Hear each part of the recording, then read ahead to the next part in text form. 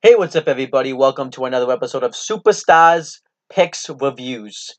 And this was another match that was picked by Sasha Banks yet again, so I'm just going to jump right into it. And this time, she picked from NXT Takeover Dallas. Yes, an NXT match, which I kind of expected an NXT match. It was an NXT Tag Team Championship match. NXT Tag Team Champions, The Revival versus American Alpha. This was from NXT Takeover Dallas 2016. Let's talk about this match. Um, Obviously, I got to talk about the build-up. The NXT Tag Team division around this time was really on fire. This is because the NXT Tag Team division was always good, but but it really wasn't anything fantastic. It was always just kind of something that felt like it was kind of there in NXT. Um, but then I would say this is when it was 2016 was the year of tag team wrestling in NXT. This was if you loved tag team wrestling, NXT was the place to go because um, you didn't get any better tag team matches anywhere else. I don't think. You had the Revival, you had American Alpha. And the storyline kind of writes itself a little bit. You know, you had they kind of took separate paths to get to this point. You had the Revival who came together as a team in 2015, and they kind of started to gain momentum. They did really well in the Dusty Rhodes Tag Team Classic. They made it all the way to the semifinals. Um, and they had taken out the NXT Tag Team Champions from that tournament. They beat them, and then they won the NXT Tag Team Championships in October of 2015, and they went and they were dominant NXT Tag Team Champions. They defended them at NXT Takeover London. They defended them at WWE Roadblock. They went on the main roster, yes, and defended these NXT Tag Team Championships, and they were the top tag team in NXT. They called themselves Top Guys. They were a tag team too that wasn't doing anything fancy. The T-shirt says it. No flips, just fits. That no flips, just fists. They were probably the best tag team in that time. But then you had American Alpha, and they took a little bit of a different path to this match. American Alpha, Jason Jordan was looking for a new tag team partner. He would try out new tag team partners every week, and um, Chad Gable was a guy that wanted to be his tag team partner. Jason Jordan kept denying him. I actually remember I went to a live event in Florida where they were a tag team, and everybody really loved them. And this was kind of more the same case. They finally became a tag team, and they started working really well together as a tag team. And they originally were supposed to be heels. They were supposed to be cocky tag team heels. But then something happened in the Dusty Rhodes Tag Team Classics. They also made it all the way to the semifinals, and the crowd really started liking American Alpha. They would do that chant, Gable, Gable, Gable, Gable, Jordan, Gable, Jordan, Gable, something like that. I don't, um, but so so NXT turned them face. They didn't want to go against the grain, and they turned American Alpha face. And this was the perfect dynamic for a match. You know, they won a number one contenders match on an episode of NXT to get this shot, and you were all off to the races. American Alpha versus the Revival. The whole build-up was American Alpha had always been on the big stages. They competed like in the Olympics and stuff, and were never able to win. They always lost the big sporting events. American Alpha too wanted to talk about how they wanted to make this moment count, but the Revival just were top guys. They wanted to prove why they ruled the tag team division in NXT. So this build up really worked, and I loved this. You know, loved the Revival and I loved American Alpha, and this was just a really damn good tag team match. Let's talk about the tag team match.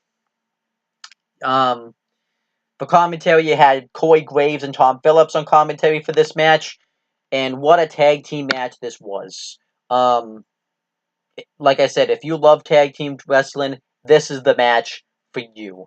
You had Dawson and Chad Gable starting off this matchup, and the beginning portions of this matchup, American Alpha is pretty much out wrestling the Revival, outsmarting the Revival. The Revival is trying to use every underhanded tactic to try to get some sort of an advantage, but it's just not working. American Alpha would always continuously cut him off. They hit a really cool arm drag on him, and they used their amateur background to kind of out wrestle the Revival. Chad Gable hit a really cool head scissors takedown onto Dawson. He had a really cool drop kick on him. And then the Revival tried cheating a handful of times. Dawson went to a cheap shot Chad Gable, but Chad Gable would see it coming. They tried to tag Dawson tried to tag Dash while he was on the apron, but it didn't work. The referee wasn't letting it happen. So Chad Gable tried to roll up Dawson to get a quick victory, but Dawson kicked out. And then the Revival tried to do a blind tag, but that didn't work. But Jason Jordan came in and saved his tag team partner, and American Alpha both hit German suplexes simultaneously on each member of the Revival. And then eventually the Revival, though, were able to finally get an upper hand onto Chad Gable when Dash made the tag from behind and tried to cheap shot him, but Gable yet again saw it coming. So then he chased Dawson outside the ring, and Dash took his head off with a clothesline. And then the Revival got the heat throughout the rest of the matchup. They really dominated Chad Gable, which I thought was really nice stuff. They hit some really cool tag team moves on him. Like one was like the backstab into the elbow drop, the double suplex. I thought that was really cool stuff. And Chad Gable would do whatever he could to try to get to his corner. I thought they did some really nice tag team psychology, like where it made it look like Gable was going to get the attack, but each members of the Revival would cut him off just at the right point in time. Gable hit a double DDT on the Revival and went to make the tag, but Dash pulled Jordan off the apron. And behind the referee's back, the Revival tried to hit a Doomsday device onto Chad Gable, but it didn't necessarily go exactly as planned because it was a little bit of a botch. And obviously, we got to talk about too, since it was WrestleMania, because this took place during WrestleMania weekend. You had a lot of Smarky fans out there, and obviously because it's an NXT show, it's more of the hardcore fan base. I kind of like watch. Someday, if I'm ever gonna go to WrestleMania weekend again, I would love to go to NXT because it seems like to an NXT Takeover show because it seems like it'd be quite the experience to go to because it seems like just the fans are constantly engaged in the show, and you get to hear a lot of the strange things they chanted. They chanted they didn't know which Revival member was which. They did that Gable Jordan chant. They chanted what else did they? And then they chanted "You fucked up" and "Botchamania" at the Revival when this spot happened. So I thought that was really damn cool. And then eventually Gable made the hot tag on Jordan. He went off on the Revival. He had a really cool German suplex and back suplex combinations on him and stuff. And eventually he's getting the upper hand, but then when he goes for a suplex off the turnbuckle, Dawson holds on to the ropes. And the Revival tried cheating when Dawson puts his feet on the ropes and Dash holds a towel over him and tries to hold his legs across the ropes to cheat to beat Jordan, but Jordan kicks out. Jordan tries to beat him with the roll-up, but tries to beat Dawson with the roll-up, but he kicks out, and Dash takes his head off with an uppercut, and Dawson tries to cover him, but Jordan kicks out. And then eventually they go for Grand Amplitude. Jordan misses in the corner, misses the shoulder tackle in the corner, and Gable tags himself in. When he tries to win the match, but then Dash comes on the apron. Gable knocks him off, and Dawson tries to beat him with the roll up. He kicks out. Dawson puts Gable into the goalie special and adds a little bit of extra flavor to it. But Gabe was able to get out of it. They both start exchanging roll ups on each other, but then eventually behind the referee, behind Dawson's back without him realizing it, Jordan tags himself in, hits the running shoulder tackle charge or running spear into the corner, and American Alpha hit Grand Amplitude for the win, and they become the new NXT Tag Team Champions, and it's a huge moment at the end of a really good match. What made this match really work too was they both had different styles. The American Alpha was more of the amateur wrestling tag team, and the Revival was more of the, like the stomp ground, no flips, just fist tag team, and I thought the styles really made this match really work. I have to make sure I talk about that.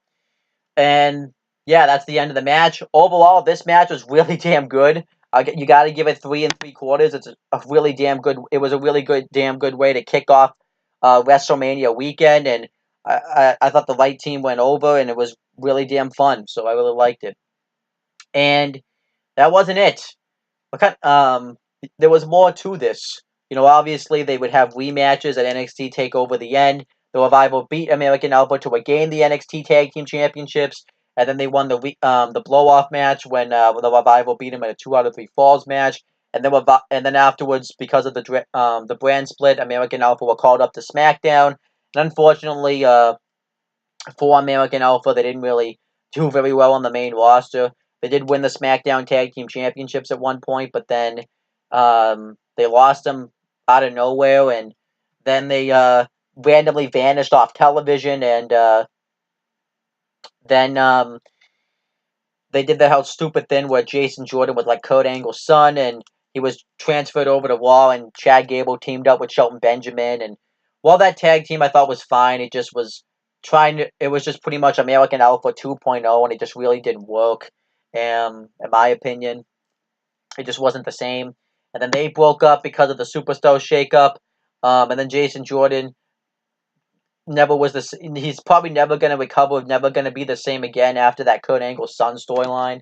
They tried running with it, but it didn't work. And then he ended up getting injured, which might be the best thing for his career if he can come back anyways, because we don't even know if Jason Jordan can come back. He's been out of action since February, and there's been there's been talks that they might just end up being a backstage producer for WWE. He might never be able to come back, which sucks. And Chad Gable was transferred over to Raw because it was talked that American Alpha was going to come back, and we never heard anything of it. And then now he's tag teaming with Bobby Roode, which is really stupid. So yeah, American Alpha, you kind of watch this match, and when you see what happened to him now, it kind of makes you a little bit upset. And then the Revival. Um, as all this was happening, continued their dominant reign in NXT. They became the first and now the only. Actually, that's not right. They became the first ever 2-time NXT Tag Team Champions, and then they went on to defend the tag team titles. They had those great series of matches against #DIY, first at NXT Takeover Brooklyn 2, then at NXT Takeover Toronto in the 2 out of 3 falls match, and the best match of 2016 of all of WWE.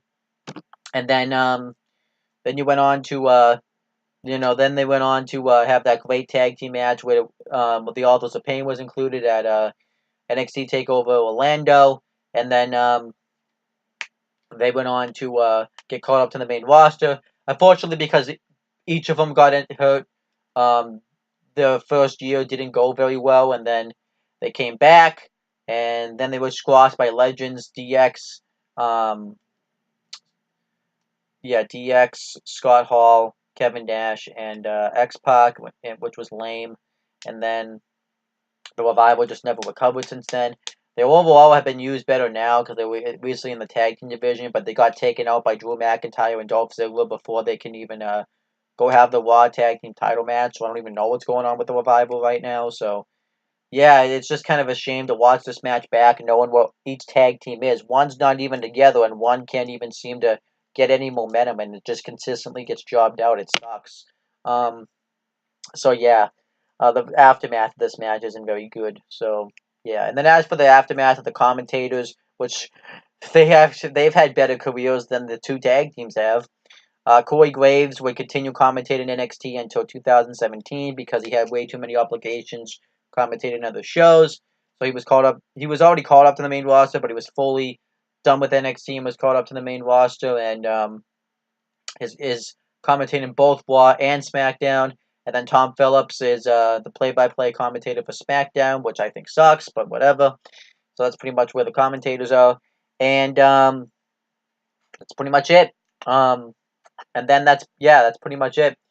As for what Sasha Banks thought about this match, she thought it was just another great example of how great NXT was. And makes her really proud to have come from NXT. She talks about how the match made her really emotional and how it was just a great example of great tag team wrestling. So I think I really couldn't disagree. I really couldn't agree more with Sasha Banks. So there you go. And that's pretty much the end of this video. Thank you guys for watching. Please make sure you guys like, comment, and share this video for more content. Click on the subscribe button and subscribe for more content. And click on the bell so that way every time I upload a video, you guys will get the notifications for it. Make sure you guys do the same thing for my CM Brothers and No One the Talkinator YouTube channels. And that's pretty much it, guys. Talk to you later.